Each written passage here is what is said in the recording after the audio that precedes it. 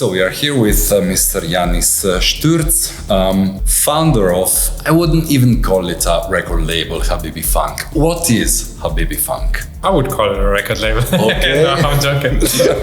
No, I mean, it's predominantly a record label. I also DJ a bit, which brought me here. But first and foremost, it's a record label. It is a label that re-releases old music from the MENA region, so North Africa and West Asia. And the kind of music we gravitate to, even though funk as a genre is kind of in the name, but it's reductive in a sense that we also have done reggae and you're releasing everything folk. Exactly. So it's a wide range, but I think if I would need to try to summarize the kind of music we put out, then I think it tends to be music where musicians took influences coming from outside and brought it together with local influences. So if I'm not wrong, you came up with the idea of Habibi Funk during a visit in Casablanca in Morocco at the beginning of year 2000, 2002. This is what I've read. Were you aware that this idea was going to work that much? Because it's years now.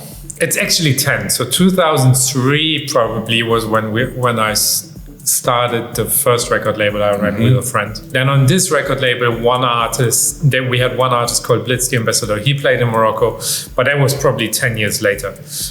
Or maybe 12 years later. I mean, what do I know?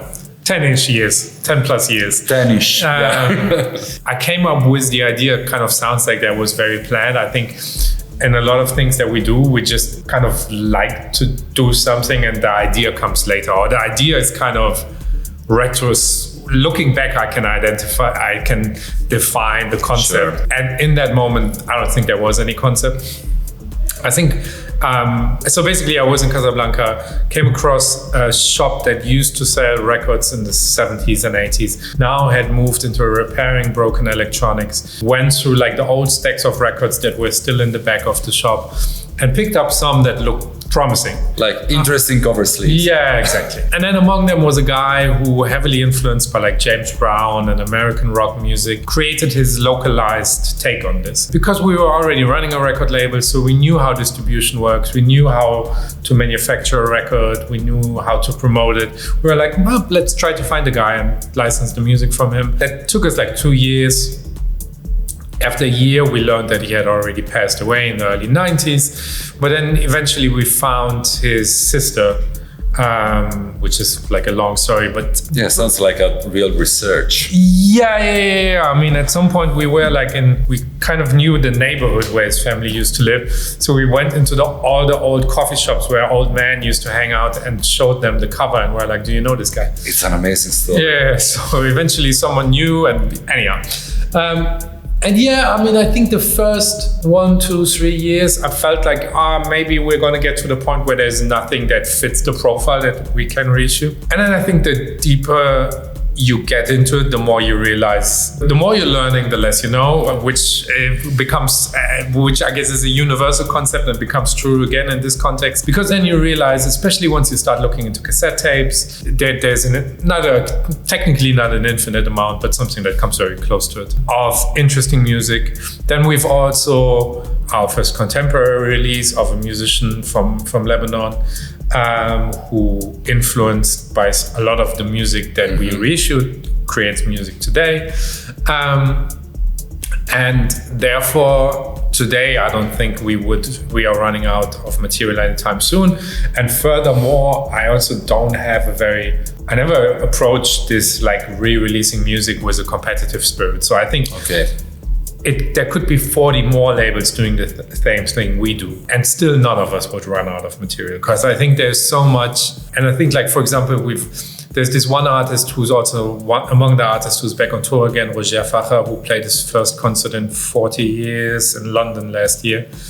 And his album came out in a run of like 50 to 75 cassette tape copies that he gave to friends in the late 70s. So once you realize how limited some of these releases were, you realize how many more of them are still out there that probably are ungoogleable, undocumented. And that's not only for the countries that we are focused on, that is probably a global phenomenon. And there's probably super interesting albums in Italy that is that obscure band that only made some cassette tapes and gave it to friends or recorded but never released it. So I think maybe you need to dig a bit deeper to still find these materials. But I think there's still a huge amount of interesting projects out there and a huge amount of music that is so good that it will find a listenership today, despite the fact it was initially not economically successful. I guess that licensing this music is quite complicated.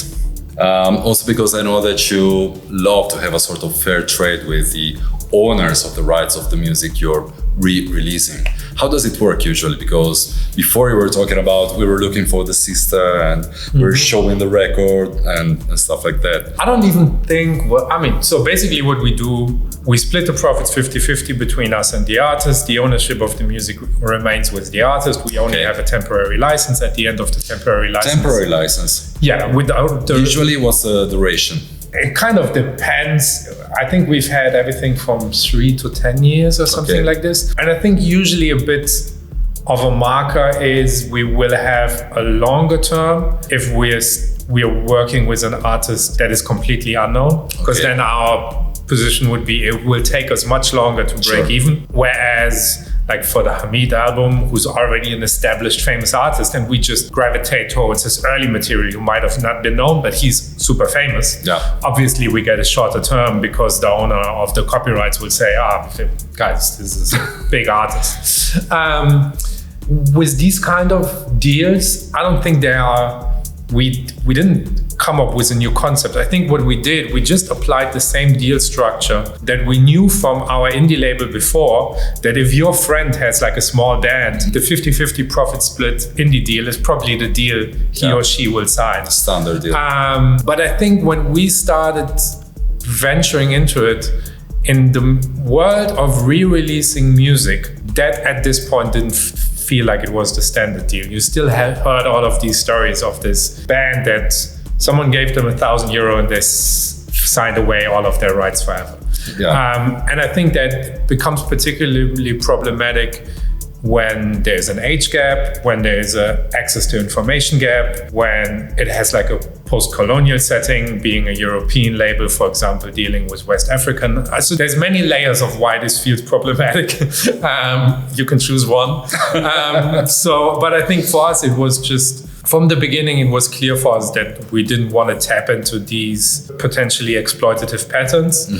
And I think for us, it was important to also actively speak about it, how we license, which is, for example, why we started printing even like the summary of the licensing terms, I think after release 10 maybe. Because I think only if you have a conversation about it, you can make this the normal thing. So same way how it's the normal deal for an indie label. And I think that's definitely not, there's other people who did the same work. That's definitely not down to us. But I think, and there's also wider discussion dealing with post-colonialism and all of that. But I think if you compare how on average music is being reissued today as opposed to maybe 10 years ago, I think there has been a lot of positive improvement. And I think whatever might have been more like a newsworthy deal construct 10 years ago is very much the standard today. Less than 1 hour, you gotta pick up to go up into the hills for the next stage at Limbo Festival. So you're here to DJ. If I tell you the word club culture, what does that mean for you? I'm not a person that has a lot of hot takes on club culture. Which is already an answer. And I think that is also because if I don't DJ, I don't go out. I don't think I've been in a nightclub if I wasn't DJing. And living in Berlin. I've not been in a Berlin nightclub in years. It must have been before COVID, probably. And when I DJ myself, that's fun and I enjoy it. But also if you ask me, so for example, what is Habibi Funk? For me, that's a record label. The DJing bit is a bonus. And I think there's positive synergies. It pulls in people who might not otherwise never have heard of the label. It also has these positive, like I play a lot like in Beirut, Cairo. So I go there, I have my travel paid through DJ gig. and I can work on the label. And I think in general, I think club culture is a super interesting and super crucial aspect of the wider microcosm of music. And I also see that there's a lot of challenges these days. Even if you look at like people rightfully boycotting Superstruck festivals, which is which I mean is triggered is by solidarity with Palestine, which makes total sense. But even if that company wouldn't have certain investments relating to Palestine, I think still there it goes to show that there is this momentum of like investors that have nothing to do with night culture, with club culture.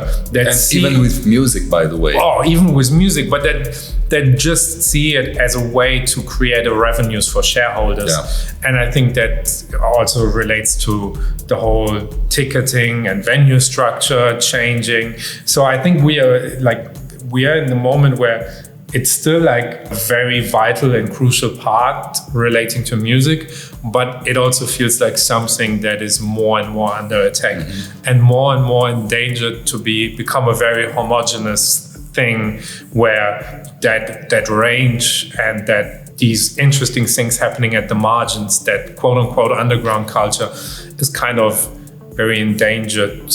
Not about getting lost, but getting pushed more and more out. Getting weak, probably. Too weak. Yeah. But again, I think for me that is all coming from someone who makes observations very much from not an outsider perspective as an outsider, but standing outside of the actual literally. The physical outside. What's the European geographical area that's reacting the most to your releases, to the Habibi Funk releases? I think it's London and Paris. Okay, so it's not Germany actually. I never played in Germany. Which is bizarre.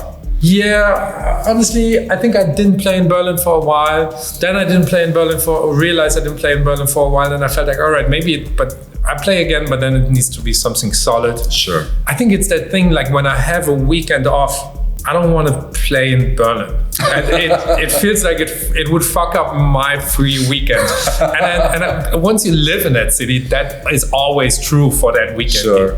Sharif and Roger, I've played a concert in Berlin a few months ago. And eventually, I think they're playing in Cologne and Hamburg, and Sharif is playing this summer in Berlin. So there's like concert thingies happening. Eventually, there's probably also going to be a party again. But it's been a while. But I think kind of without it being a clear project or idea, but I think I was very comfortable not playing in Germany. I think in Berlin, it always felt like I'm fucking up my free weekend. And then I'm also basically I get more requests for DJ gigs than I do, just because when you do Monday to Friday record label and then weekends traveling for gigs, I kind of don't take all of the gigs because I also once in a while need a weekend off. And then the way how I approach gigs is often, does the party sound good, but is it in a place that I would like to be at? So here, nice hotel, good food, looking at the mountains. And no disrespect to Dortmund or Hannover, but if you're from that place, then probably that resonates differently than being here. Yeah, so sure. I think that is another aspect to it. Whenever I'm in that process of choosing where I'm going to play that next month, I think sometimes the whatever offers come from Germany also fall off. That's interesting because that means that you carefully check the place where you're supposed to play. No, that is not. No, that's not even true. Sometimes it's very just like, Italy sounds nicer than. So it's not even. No. One last question, but it might be the difficult one. Let's try to establish a sort of Habibi Funk for beginners. 3 crucial recordings to start the exploration of the label. I mean, it's already good if you say 3 and not 1. I know. It would have been too cruel. Yeah. Ahmed Malek is crucial, Algerian soundtrack composer, responsible for probably a third or half of the iconic films of post-colonial Algerian cinema. And we've done 3 or 4, depending on whether you count the bonus album, but definitely the artist with the most releases on the record label. We've also done an exhibition about him in the Museum of Modern Art in Algeria. We've produced a small documentary about him. So someone who's very crucial for the record label. Your pick between Scorpions, Shahabil Ahmed, and Kamal Kela being the 3 Sudanese releases we've done. Which I think is also one of these clusters that we had that came out shortly after one another. And we were also fortunate enough to visit Sudan before the war broke out. And now only Shahabil is still alive, but back when we visited, all of these artists were still alive. So we got to interview them, scan photos, write down their stories. I mean, as you can tell, I prefer to highlight clusters. Beirut is definitely one. Aissam Hajali, Bouger Sharif, and then Libya is one as well. Then Cairo is. So yeah, I'm stopping on the 3rd one. But basically, I think if you've never heard of the label, just put the name into Spotify. What we did is, when we upload an album, in brackets, we always have the Habibi Funk catalog number. Sure. So basically, you put in Habibi Funk into Spotify and you find all of the releases, and then just click through them, have a listen. And you're fine with Spotify. I mean, who can be fine with a dickhead thinking... Honestly, I rarely understand rich people. If you're already a fucking billionaire, the urge to be morally so flexible that you think just because there is a good dividends to be expected from investing into weapons manufacturing and military connected AI projects, I honestly, I just don't understand it. So I think he deserves all of the shades he's getting. But I also sadly have to realize that the way the music business is structured these days, I don't think any of the indie labels, me, you, and whoever's listening enjoys and likes, will be able to operate without the revenues. I think there's specific scenes where that might be different. But it's exceptions, actually. Yeah, but I mean, I can tell for us, we would not be able to operate the way we do without the revenues coming from Spotify. And that doesn't mean that realizing what is problematic, be it the ownership, be it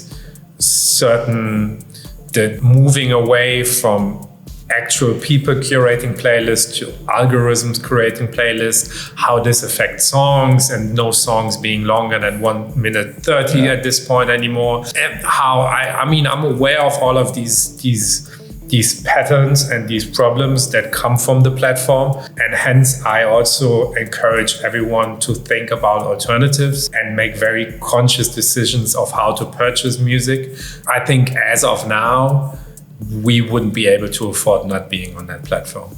And that is frustrating, but I think that is what it is. That is the reality at this point. Yanis, thank you so much. Thank you. And enjoy your stay here at Limbo Festival. Thank you. Thanks for having me.